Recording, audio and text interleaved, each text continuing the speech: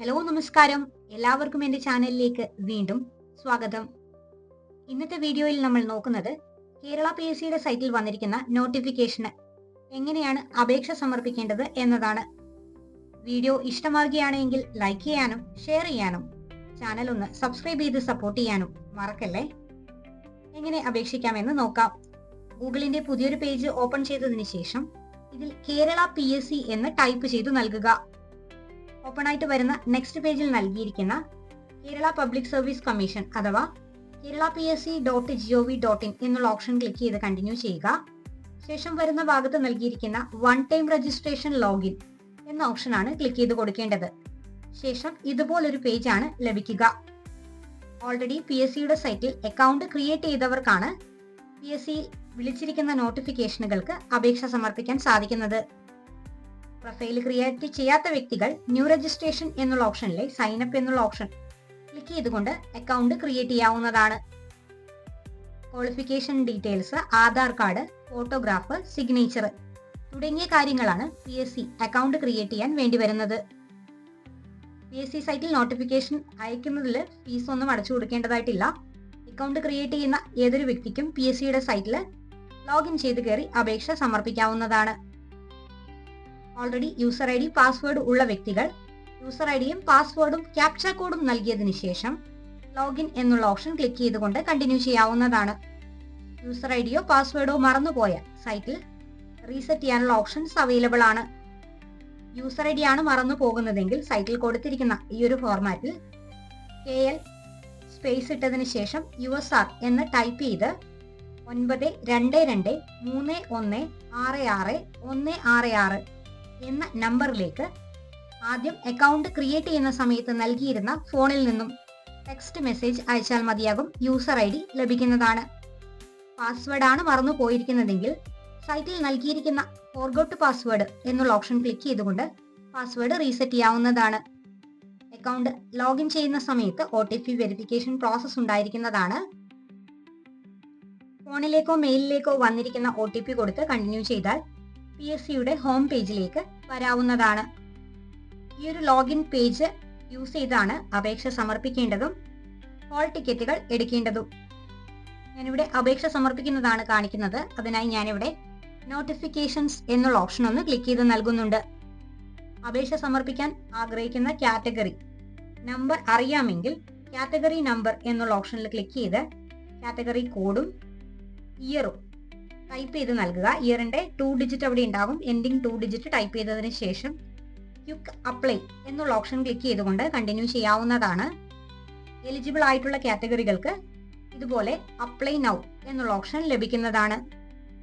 അതല്ലാതെ category number അറിയില്ല എങ്കിൽ നോട്ടിഫിക്കേഷനിൽ കൊടുത്തിരിക്കുന്ന സ്റ്റേറ്റ് വൈഡ്, ഡിസ്ട്രിക്ട് വൈഡ് തുടങ്ങിയ ഓപ്ഷൻസിൽ നിന്നും ഏത് കാറ്റഗറിക്കാണോ അപേക്ഷ സമർപ്പിക്കേണ്ടത് ഓരോന്നും ഓപ്പൺ ചെയ്ത് ഇന്നെലിജിബിൾ ആണോ എലിജിബിൾ ആണോ എന്ന് ചെക്ക് ചെയ്യുക. എലിജിബിൾ ആണെങ്കിൽ മാത്രം, അതായത് അപേക്ഷ സമർപ്പിക്കാൻ സാധിക്കുമെങ്കിൽ മാത്രമേ അപ്ലൈ നൗ എന്നുള്ള ഓപ്ഷൻ വരികയുള്ളൂ. ഇന്നെലിജിബിൾ എന്ന് കാണിച്ചിരിക്കുന്ന ഭാഗത്ത് വൈ ഐ ആം ഇന്നെലിജിബിൾ എന്നുള്ള ഓപ്ഷൻ ക്ലിക്ക് ചെയ്താൽ എന്തുകൊണ്ടാണ് ആ കാറ്റഗറിക്ക് അപേക്ഷ സമർപ്പിക്കാൻ സാധിക്കാത്തതെന്ന് മനസ്സിലാക്കാൻ സാധിക്കുന്നതാണ്. ഞാനിവിടെ അപേക്ഷ സമർപ്പിക്കുന്നത് എങ്ങനെയാണ് എന്നുള്ളതൊന്ന് കാണിച്ചു തരാം. ഞാനിവിടെ ഡിസ്ട്രിക്ട് വൈഡ് ജനറൽ എന്നുള്ള ഓപ്ഷൻ ക്ലിക്ക് ചെയ്ത് നൽകിയതിന് ശേഷം അപേക്ഷ സമർപ്പിക്കാൻ സാധിക്കുന്ന കാറ്റഗറി ഓൾറെഡി ചെക്ക് ചെയ്ത് മനസ്സിലാക്കിയിട്ടുണ്ട്. ആ ഒരു കാറ്റഗറി ഞാനിവിടെ ചെക്ക് എലിജിബിലിറ്റി എന്നുള്ള ഓപ്ഷൻ ഒന്ന് ക്ലിക്ക് ചെയ്ത് കൊടുക്കുന്നുണ്ട്. അതിനുശേഷം ഓപ്പൺ ആയിട്ട് ലഭിക്കുന്ന പേജിൽ നമുക്കിവിടെ അപ്ലൈ നൗ എന്ന് വന്നിട്ടുണ്ട്. പോസ്റ്റുമായി ബന്ധപ്പെട്ട കൂടുതൽ വിവരങ്ങൾ അറിയുന്നതിനായിട്ട് ഈ ഡോക്യുമെന്റ്സ് എന്നുള്ള ഓപ്ഷൻ ഒന്ന് ക്ലിക്ക് ചെയ്ത് നൽകിയാൽ മതിയാകും. അപേക്ഷ സമർപ്പിക്കേണ്ട, അതായത് നമ്മളിപ്പോൾ എടുത്തിരിക്കുന്ന ആ പോസ്റ്റുമായി ബന്ധപ്പെട്ട വിവരങ്ങൾ ഇവിടെ നമുക്ക് ഈ PDF ലഭിക്കുന്നതാണ്. ഏതൊക്കെ ജില്ലയിലേക്കാണ് വേക്കൻസീസ് വരുന്നതെന്നും പേ സ്കെയിൽ എത്രയാണ് എന്നും ഏജ് ലിമിറ്റ് എത്രയാണ് എന്നും വിദ്യാഭ്യാസ യോഗ്യത അതല്ലെങ്കിൽ മറ്റെന്തെങ്കിലും അഡീഷണൽ യോഗ്യത വേണോ എന്നുള്ള കാര്യങ്ങളൊക്കെ മനസ്സിലാക്കാൻ സാധിക്കുന്നതാണ്. അതുപോലെ തന്നെ അപേക്ഷയുടെ സ്റ്റാർട്ടിംഗ് ഡേറ്റും എൻഡിങ് ഡേറ്റും എന്നാണ് എന്നുള്ള കാര്യമൊക്കെ ഈ ഒരു PDF നോക്കിയാൽ നമുക്ക് മനസ്സിലാക്കാൻ സാധിക്കുന്നതാണ്. എല്ലാ പോസ്റ്റുകൾക്കും ഇതുപോലെ തന്നെ ഡീറ്റെയിൽഡ് ആയിട്ടുള്ള വിവരങ്ങൾ ഡോക്യുമെന്റ്സ് എന്നുള്ള ഓപ്ഷനിൽ നൽകിയിട്ടുണ്ട്. ഓൾറെഡി എലിജിബിൾ ആണെങ്കിൽ മാത്രം അപ്ലൈ നൗ എന്നുള്ള ഓപ്ഷൻ വരും. ആ ഓപ്ഷൻ ക്ലിക്ക് ചെയ്ത് നമുക്ക് കൂടുതൽ വിവരങ്ങൾ ചെക്ക് ചെയ്ത് നോക്കാവുന്നതാണ്. ഇനി അപേക്ഷ സമർപ്പിക്കുന്നതിന് അപ്ലൈ നൗ എന്നുള്ള ഓപ്ഷൻ ഒന്ന് ക്ലിക്ക് ചെയ്ത് കൊടുക്കുക. നെക്സ്റ്റ് നമുക്ക് ഇതുപോലൊരു പേജ് ഓപ്പൺ ആയിട്ട് ലഭിക്കുന്നതാണ്. Name as scene in your photograph എന്ന് കാണിച്ചിരിക്കുന്ന ഭാഗത്ത് നിലവിൽ പ്രൊഫൈലിൽ കൊടുത്തിരിക്കുന്ന പേര് എന്താണോ അത് കൃത്യമായി ടൈപ്പ് ചെയ്യുക. ചിലപ്പോൾ ഫോട്ടോ നമ്മൾ അപ്ലോഡ് ചെയ്യുന്ന സമയത്ത് ഇൻഷ്യൽ ഉണ്ടെങ്കിൽ ഇൻഷ്യലിനിടയിൽ ഡോട്ട് ഒക്കെ കൊടുത്ത് ചെയ്യാറുണ്ട്. ഡോട്ട് അലൗഡ് അല്ല. പ്രൊഫൈലിൽ നമ്മൾ ആദ്യം രജിസ്റ്റർ ചെയ്യുമ്പോൾ എങ്ങനെയാണോ പേര് കൊടുത്തിരുന്നത് അതുപോലെ കൊടുക്കുക. ഫോട്ടോയുടെ താഴെയുള്ള ഡേറ്റ് കൃത്യമായിട്ട് കൊടുക്കുക. I hereby declare that എന്നുള്ള ഓപ്ഷനിൽ നൽകിയിരിക്കുന്ന 4 ഡിക്ലറേഷൻ അവിടെ ഒന്ന് ജസ്റ്റ് ഒന്ന് ക്ലിക്ക് ചെയ്താൽ എനേബിൾ ആയിട്ട് ലഭിക്കുന്നതാണ്. അതൊന്ന് ക്ലിക്ക് ചെയ്യുക. നെക്സ്റ്റ് എന്നുള്ള ഓപ്ഷൻ ഒന്ന് ക്ലിക്ക് ചെയ്ത് കൊടുക്കുക. വീണ്ടും നമ്മളിപ്പോൾ അടുത്ത പേജിലേക്ക് വരുന്നതാണ്.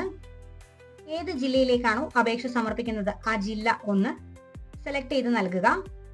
വേക്കൻസീസ് ഉള്ള ജില്ലകളുടെ വിവരങ്ങൾ മാത്രമായിരിക്കും ലഭിക്കുക. ക്വാളിഫൈഡ് ആണോ എന്ന് ചോദിച്ചിരിക്കുന്ന ഭാഗത്ത് യെസ് എന്ന് കൊടുക്കുക.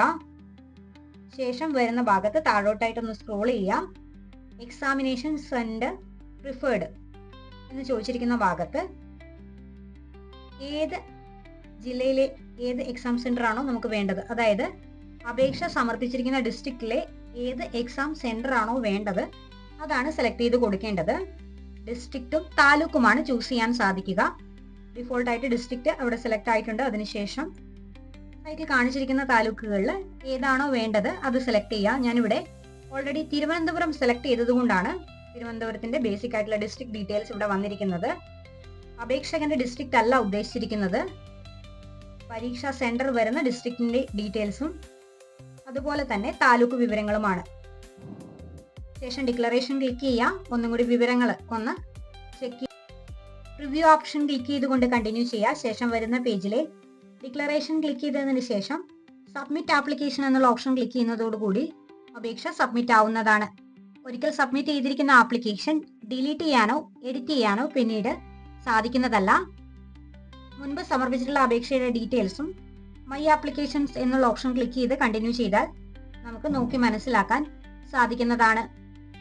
ഓൾറെഡി സമർപ്പിച്ചിട്ടുള്ള അപേക്ഷയുടെ പ്രിന്റ് ഔട്ട് എടുക്കുന്നതിനായിട്ട് സൈറ്റിൽ നൽകിയിരിക്കുന്ന PDF-ന്റെ ഈ ഒരു ഐക്കൺ ക്ലിക്ക് ചെയ്തുകൊണ്ട് കണ്ടിന്യൂ ചെയ്താൽ സമർപ്പിച്ച അപേക്ഷയുടെ ആപ്ലിക്കേഷൻ ഫോം പ്രിന്റ് ഔട്ട് എടുക്കാനും സാധിക്കുന്നതാണ്. ഒരു വ്യക്തിക്ക് ഒരേ സമയം എലിജിബിൾ ആണ് എങ്കിൽ ഒന്നിലധികം ആപ്ലിക്കേഷൻ വേക്കൻസി പോസ്റ്റുകളിലേക്ക് സമർപ്പിക്കാൻ സാധിക്കുന്നതാണ്. ഒരേ പോസ്റ്റിലേക്ക് ഒന്നിലധികം ഡിസ്ട്രിക്റ്റിൽ അപേക്ഷ സമർപ്പിക്കാൻ സാധിക്കുന്നതല്ല. PUC-യുടെ പ്രൊഫൈലിൽ അപേക്ഷ സമർപ്പിച്ചതിന് ശേഷം സൈറ്റിന്റെ ഏറ്റവും മുകളിലായി കൊടുത്തിരിക്കുന്ന ലോഗ് ഔട്ട് എന്നുള്ള ഓപ്ഷൻ ക്ലിക്ക് ചെയ്തുകൊണ്ട് പ്രൊഫൈല് ലോഗ് ഔട്ട് ചെയ്യാനും ശ്രദ്ധിക്കേണ്ടതാണ്. ബാക്ക് ഓപ്ഷൻ ക്ലിക്ക് ചെയ്താൽ പേജ് എറർ ആവുന്നതാണ്. അതുകൊണ്ട് കൃത്യമായി ലോഗ് ഔട്ട് എന്നുള്ള ഓപ്ഷൻ ക്ലിക്ക് ചെയ്തുകൊണ്ട് പേജ് അപേക്ഷ സമർപ്പിച്ചതിന് ശേഷം ലോഗ് ഔട്ട് ചെയ്യുക. കൂടുതൽ വീഡിയോസിനായി ചാനൽ ലൈക്ക് ചെയ്യാനും